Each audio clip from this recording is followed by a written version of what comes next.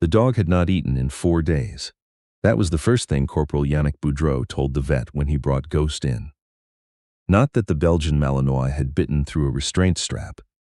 Not that it had put Sergeant Demers in the infirmary with 14 stitches across his forearm.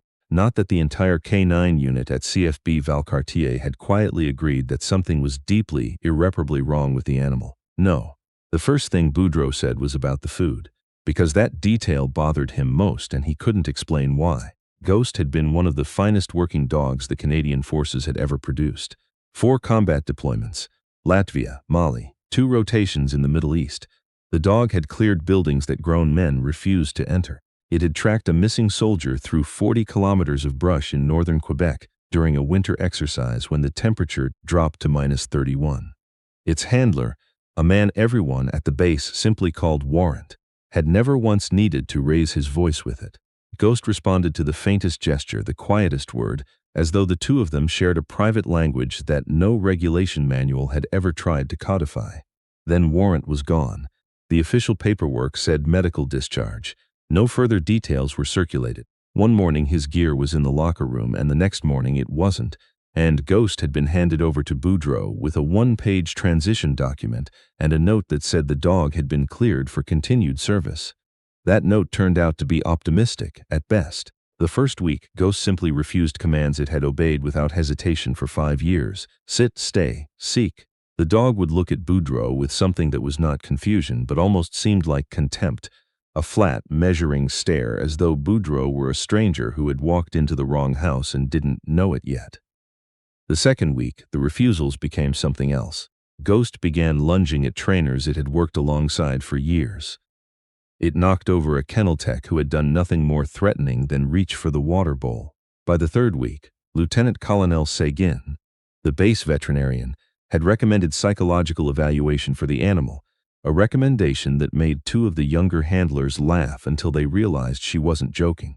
By the 4th week, Demers was in the infirmary, and the base commander had quietly used the word euthanasia in a closed meeting, then quickly moved on when he saw the expressions around the table.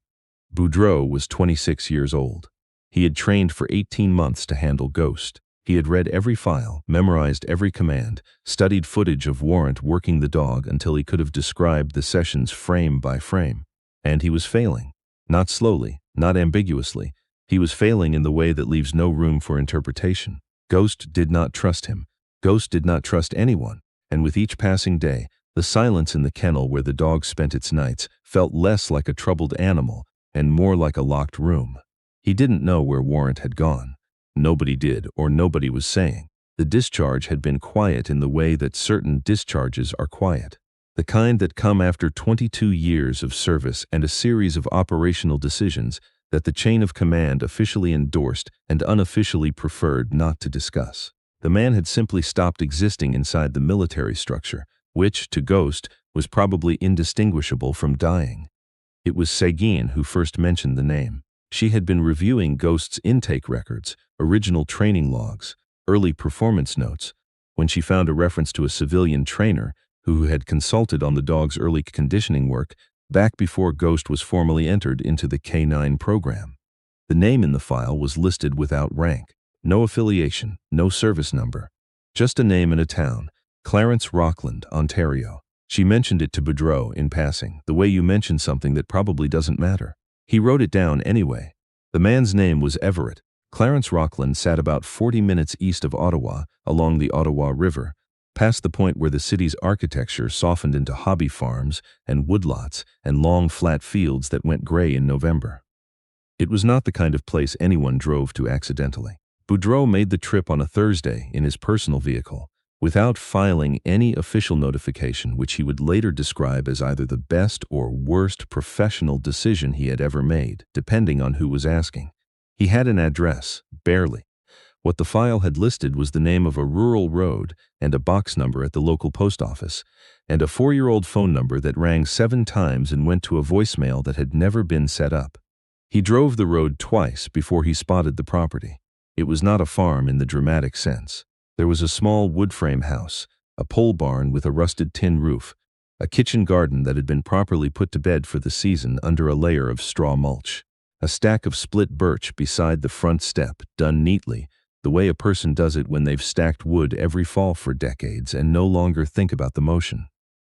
An older man was in the side yard, crouched over something near the base of a cedar hedge.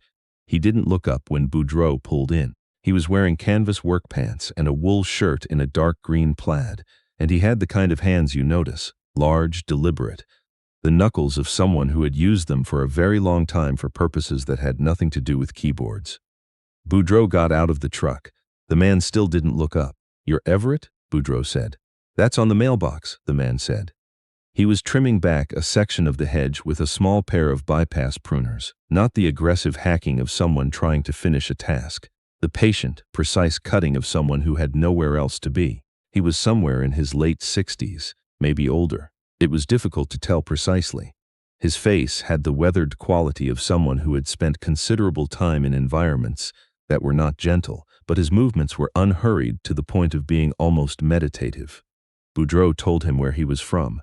He told him about Ghost. He stood beside his truck in the November cold and explained, as clearly as he could, that the dog was in serious trouble and that the base veterinarian had found Everett's name in a file from 6 years ago, and that he didn't know if this was a wasted drive or not, but he was out of other ideas. Everett didn't say anything for a moment. He made 2 more cuts on the hedge. Then he straightened up and for the first time looked at Boudreau directly. His eyes were gray, not cold, just clear, the way water is clear when it's very deep. "Ghost," he said. "The way you say a name you haven't spoken aloud in a long time." "You know the dog," Boudreau said. "I know that dog," Everett said.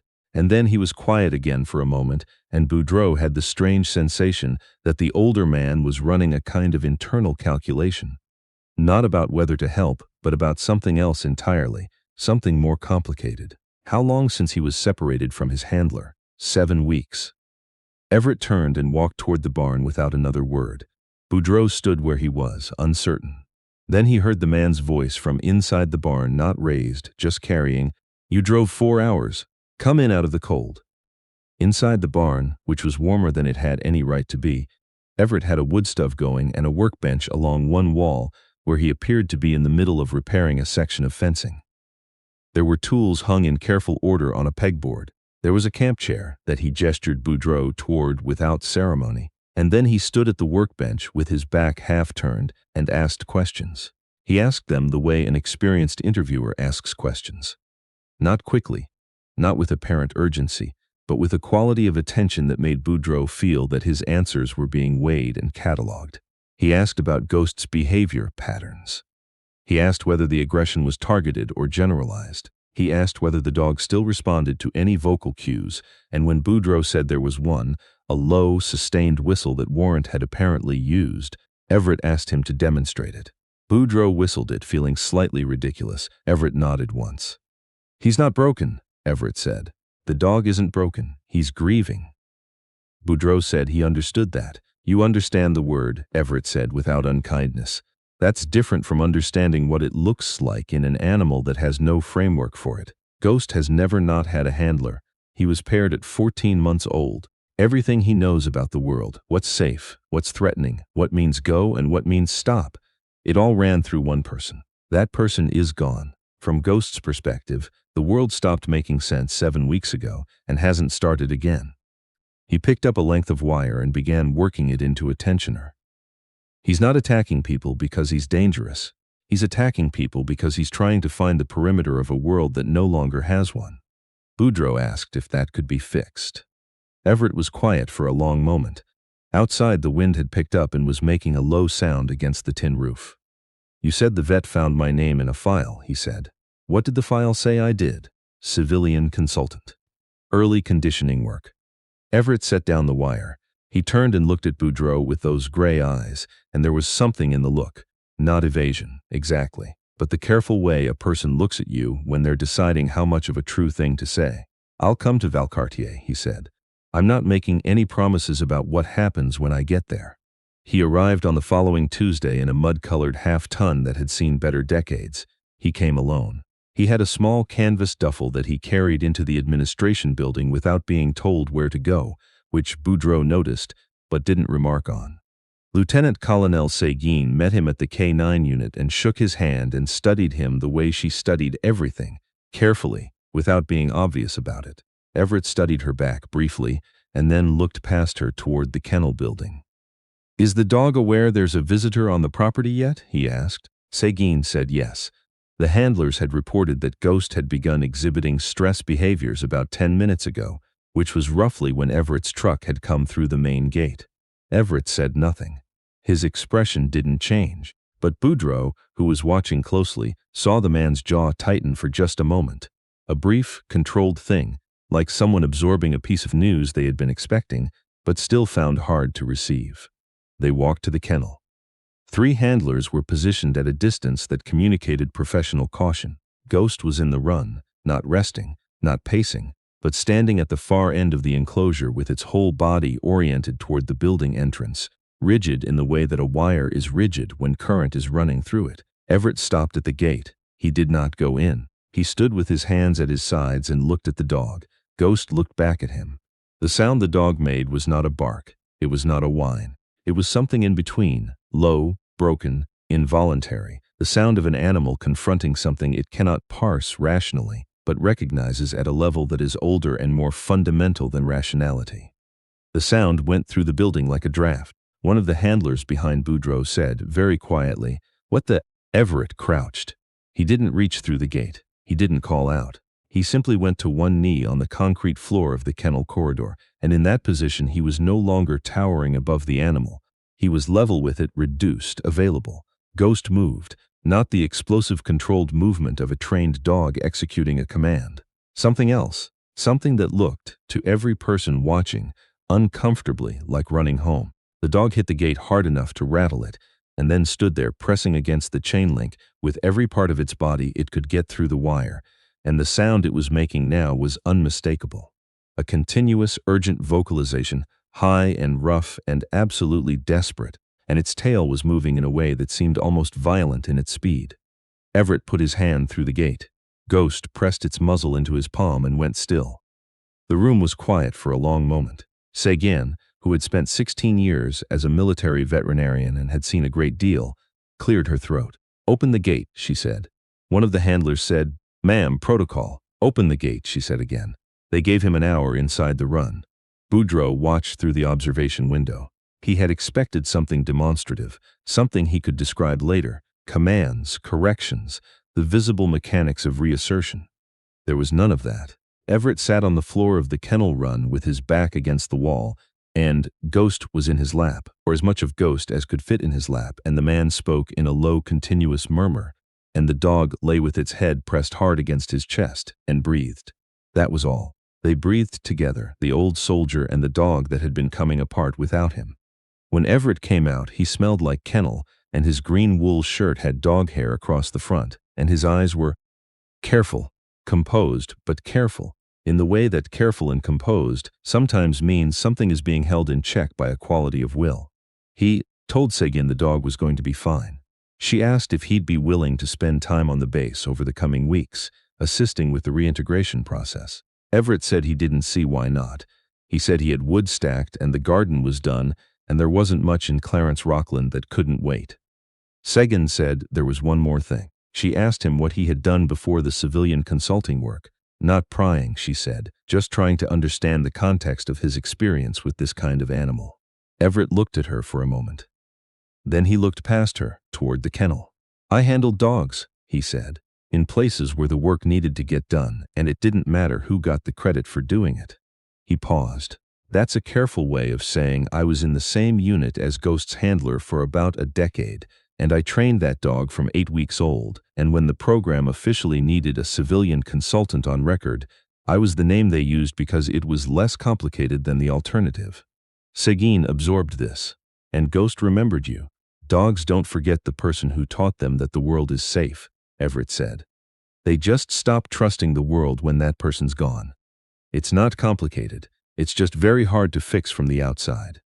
Boudreaux asked if Ghost would ever fully accept a new handler. Everett considered the question seriously, the way he considered everything. "He'll work again," he said. "He's too good not to. But he'll need to be brought back slowly, and whoever takes him on will need to understand that the dog isn't transferring his loyalty, he's extending it. Those are different things. He looked at Boudreaux. You up for a long process? Boudreaux said yes before he had finished thinking about it. It took 11 weeks. In that time, Everett drove from Clarence Rockland to Valcartier on Mondays and Thursdays, in the mud-colored half-ton, arriving before the morning PT and leaving in the early afternoon. He worked without a title and without a formal role and without, as far as anyone could tell, any particular interest in being thanked for being there. He ate lunch in the cafeteria with the younger handlers when they invited him, and he deflected questions about his service record with a patience that suggested long practice. He was not unfriendly.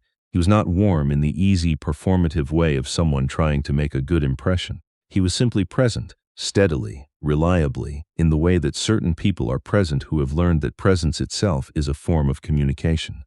Ghost's recovery was not linear. There were days when the dog regressed, and days when it moved forward so clearly that Boudreaux felt something close to joy, watching it work through an obstacle sequence with its old precision. There were 2 incidents, not biting, but near misses, threshold moments where the outcome could have gone badly, and on both occasions Everett was there, and he did not panic and did not escalate, and simply redirected the animal with a calm and economy of motion that made it look easy in the way that things look easy only when they are being done by someone who has done them 10,000 times. By the end of the 11th week, Ghost would work with Boudreaux, not with the seamless, nearly psychic fluency it had shown with Warrant. That kind of partnership takes years to build, and Boudreaux understood now that it had to be built, it could not be inherited. But Ghost followed his commands. It worked, and sometimes, at the end of a session, it would come to Boudreaux on its own and press against his leg in the way that dogs do when they have decided that you are, provisionally, trustworthy. The handlers began calling Everett by his last name, the way they called each other by last names, which was its own kind of assimilation. Nobody asked again about his background, not because they weren't curious, but because the question had stopped feeling necessary. Whatever he had been, he was here now, doing the work, and the work was speaking for itself. On his last official Thursday at the base, Sagan asked if he'd be willing to have his name listed as a formal training consultant in the unit's program files. Paperwork. A formality. He said he'd think about it. On his way out that afternoon, he stopped at Ghost's kennel. The dog came to the front of the run and stood there, and Everett put his hand through the wire and Ghost pushed his nose into the palm the same way it had the first day. The same gesture, unchanged. Everett held his hand there for a moment. Then he said quietly, "You're all right now, boy. You've got someone." He drove back to Clarence Rockland in the late afternoon light, through the flat fields along the river, past the point where the city ended, and the long quiet began. The woodpile beside the front step needed adding to. The barn still had fence work waiting. There was nothing dramatic about any of it. He had done what needed doing, in the way it needed to be done, and the dog was going to be fine, and for Everett that was the whole of the thing. It always had been.